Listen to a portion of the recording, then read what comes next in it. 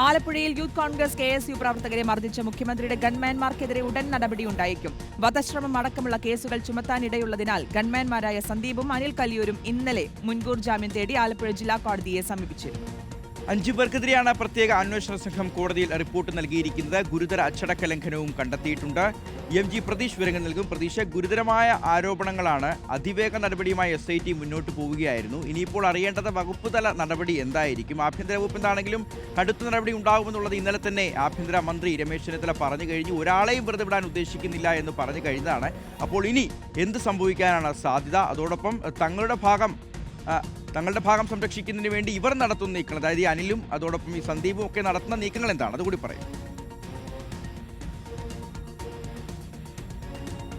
ഷിഹാസ, ആലപ്പുഴ കോടതിയിൽ സമർപ്പിച്ച റിപ്പോർട്ട് പ്രകാരം സന്ദീപും അനിൽകുമാറും ഉൾപ്പെടെ 5 പേരാണ് പ്രതികളായി ഉള്ളത്. ഗുരുതരമായ കൃത്യവിലോപം ഇതിൽ നടന്നു എന്നതാണ് പ്രധാനമായും SIT ചൂണ്ടിക്കാണിക്കുന്ന കാര്യം.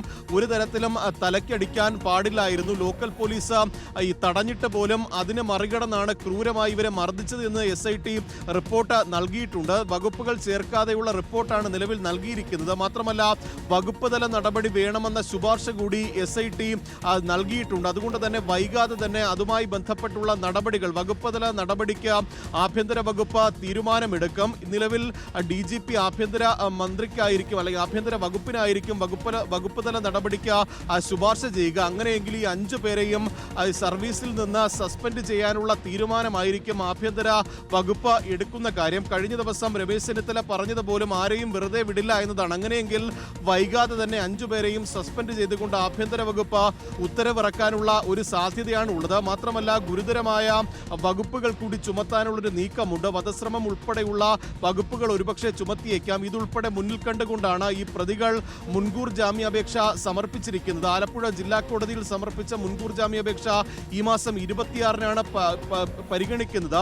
മുഖ്യമന്ത്രിക്ക് സുരക്ഷ ഒരുക്കുക മാത്രമാണ് ചെയ്തത്. അപ്പോൾ ആ സമയത്തുള്ള പ്രതിഷേധം ഒഴിവാക്കാൻ സ്വീകരിച്ച നടപടി എന്നുള്ള വാദമാണ് പ്രധാനമായും പ്രതികൾ മുന്നോട്ട് വയ്ക്കുന്നത്. പക്ഷേ കോടതിയിൽ അതിനെ എതിർത്തുകൊണ്ട് കൃത്യമായ റിപ്പോർട്ട് SITയും സമർപ്പിച്ചിട്ടുണ്ട്. അതുകൊണ്ട് തന്നെ അതുമായി ബന്ധപ്പെട്ട് ഇനി വരാനിരിക്കുന്നത് വകുപ്പ് തല അച്ചടക്ക നടപടിയാണ്. ഒപ്പം ഇവരുടെ മുൻകൂർ ജാമ്യാപേക്ഷയും കോടതിയുടെ പരിഗണനയിലുണ്ടാകും. അതുകൊണ്ട് തന്നെ എന്ത് നടപടിയായിരിക്കും ആഭ്യന്തര വകുപ്പ് സ്വീകരിക്കുക എന്നതാണ് പ്രധാനമായും ഇനി അറിയേണ്ടത്.